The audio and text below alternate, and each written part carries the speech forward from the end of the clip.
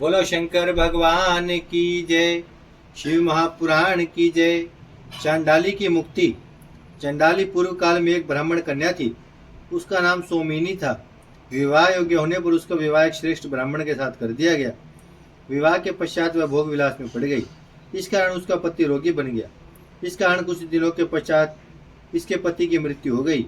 पति की मृत्यु के पश्चात उसकी भोग लिप्सा और भी बढ़ गई। परिणाम स्वरूप वह एक वेश्या बन गई। उसके परिवार वालों को यह सहन नहीं हुआ और उसकी चोटी को पकड़कर घसीटते हुए निर्जन वन में छोड़ आए। वह वन में घूमते घूमते एक शूद्र के घर पहुंच गई। शूद्र उसको देखकर उसकी काम वासना जागृत हो गई। वह भी यही चाहती थी। दोनों पति पत्नी बनकर रहने लगे। वह शूद्र के साथ रहकर मांस शराब आदि का प्रयोग करने लगी। इससे उसकी काम वासना और तीव्र होती गई। उसको शूद्र से एक कन्या उत्पन्न हुई।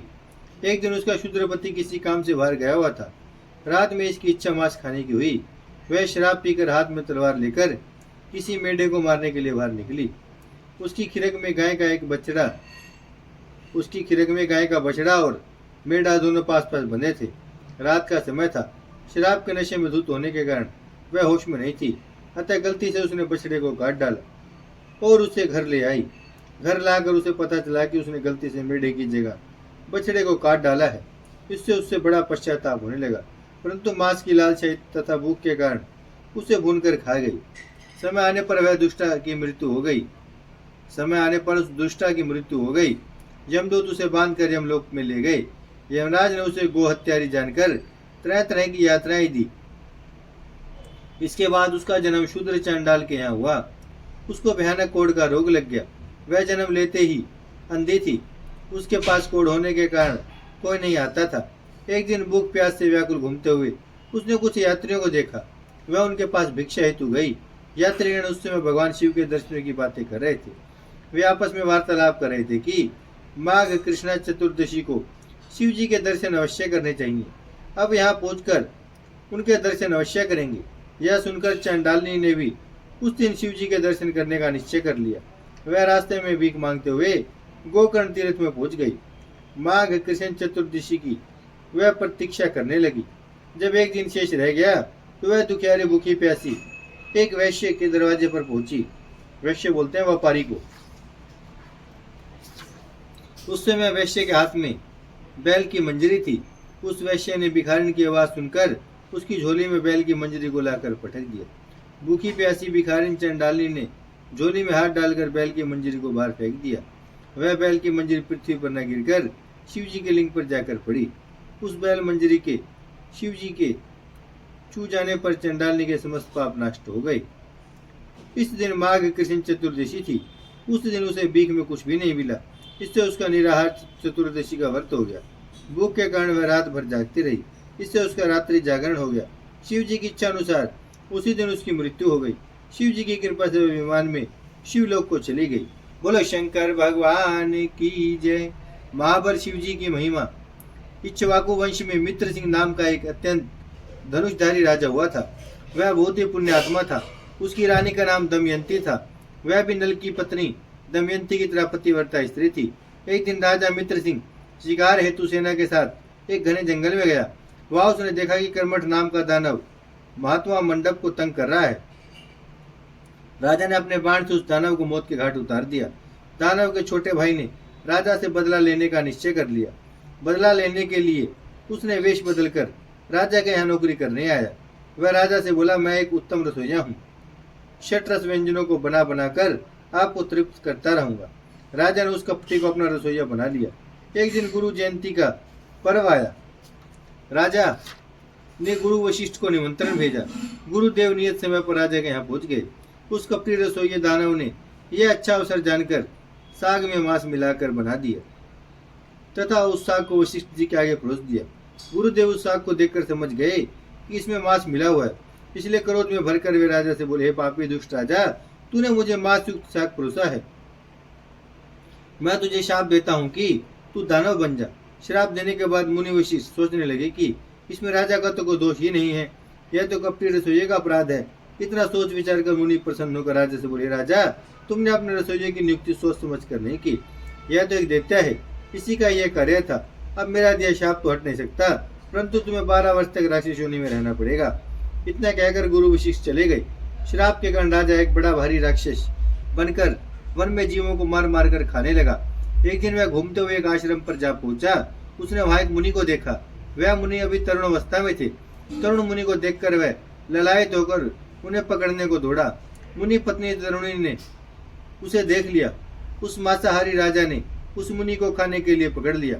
मुनि की पत्नी ने हाथ जोड़कर नम्रतापूर्वक कहा, आप उन्हें छोड़ दो और मुझे पकड़ लो।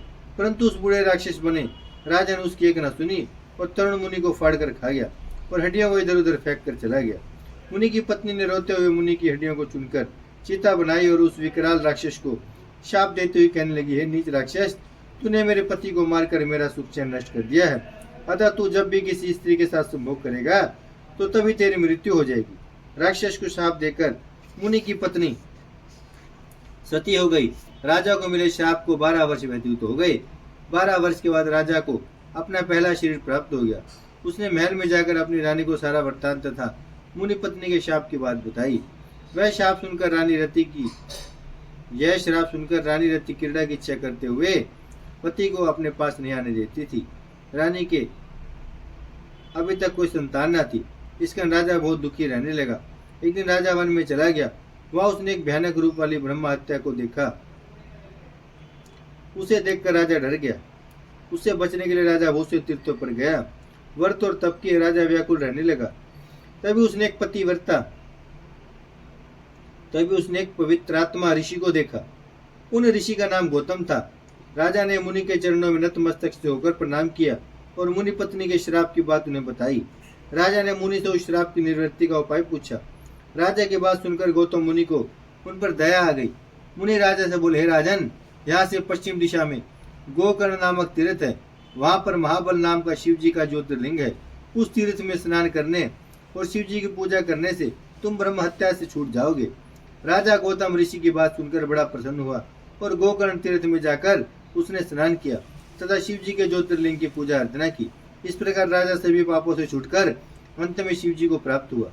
सूत जी बोले, हे ऋषिगण, अब मैं उत्तर दिशा के लिंगों की महिमा का वर्णन करता हूँ। गोकर्ण नाम का एक दूसरा और तीर्थ है। यह तीर्थ बहुत ही पवित्र और रमणीक स्थल है।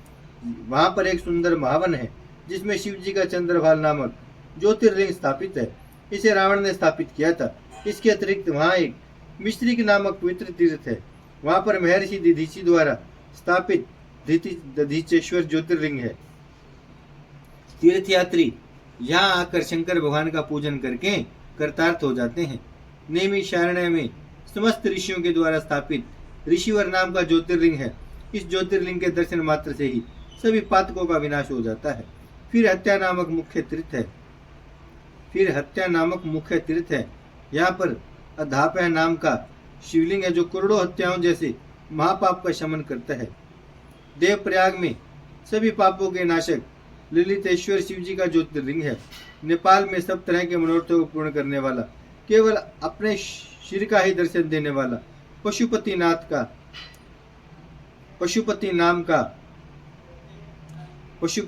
नाम का ज्योतिर्लिंग स्थापित है।